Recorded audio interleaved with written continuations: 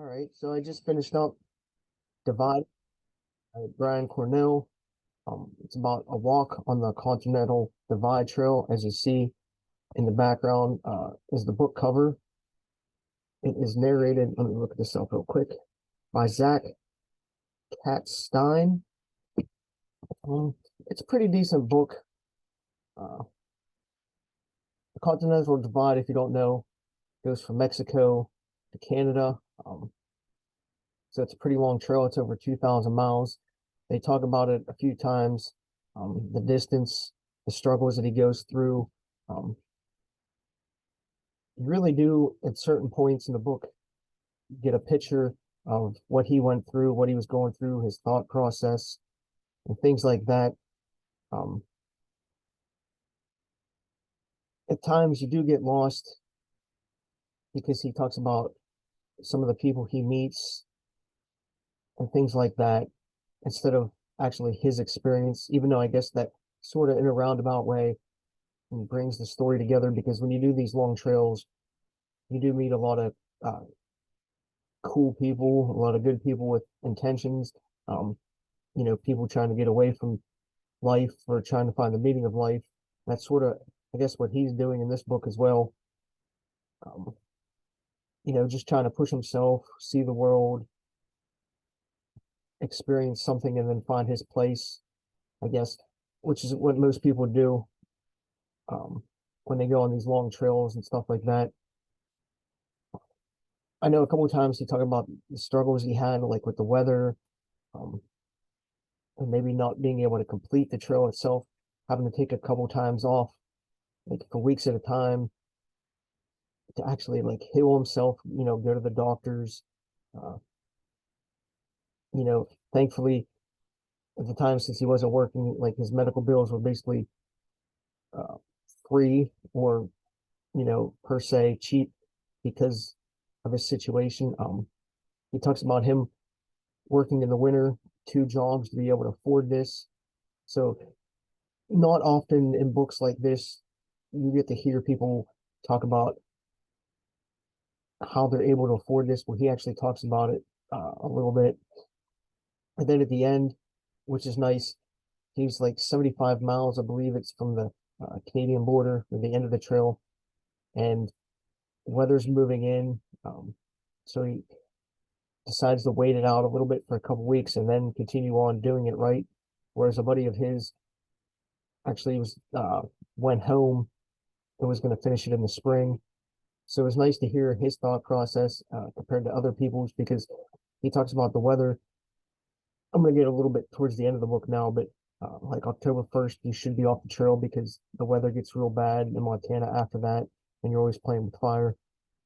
He explains that at the end of the book.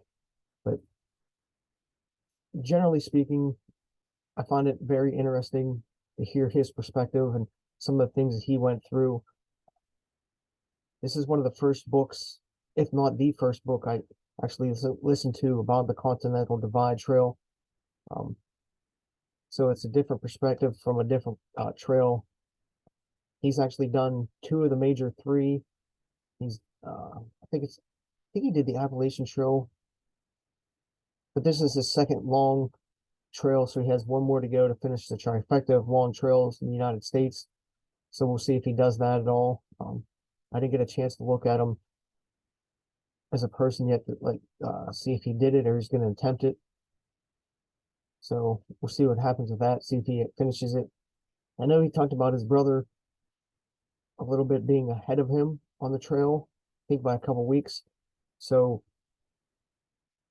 it's kind of interesting to find out that his brother's actually ahead of him on the trail, doing the same trail at the same time.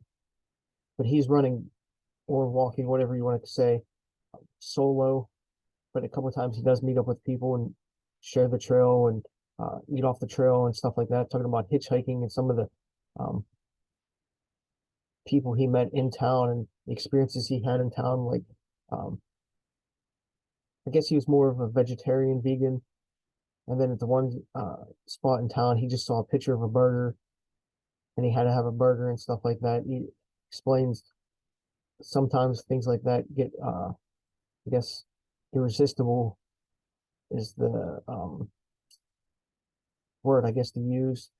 You know, you just start to crave certain things. Sometimes he has encounters with some people like on horses, uh, you know, people just in amazement in general when they talk about, well, when they pass him on the trail and ask him what he's doing, how far he's going, and things like that.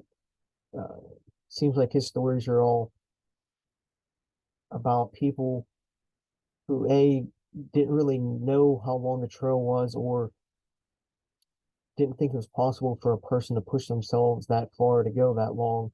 But he did it. He actually finished it. Um,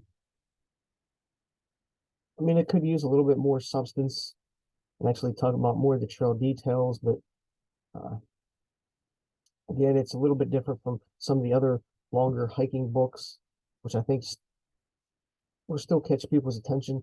If I can look it up real quick, uh, if you're gonna listen to it in an audiobook form, it's an 8 hour, 15-minute movie or audiobook, whatever. So it's not overly too long, but narrator is kind of bland, as I'm finding with a lot of these books. Narrators really don't get into it too much. They just sort of read instead of trying to bring more emphasis to the reading. So this narrator really doesn't, I think, do the book justice. Um, but I think it's also going to be one of those books that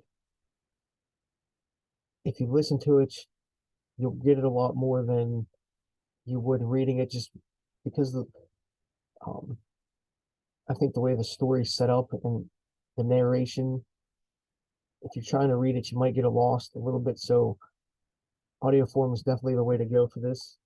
Um, I would say listen to it if you get a chance. Um, Again, it's a different one, and that's about it. There's really not much else to say about it. It was just cool that it was about the Continental Divide Trail instead of like the PCT or the Appalachian Trail. So it was, you know, a different trail than what you're used to hearing. So check it out, and we'll see if he does all three.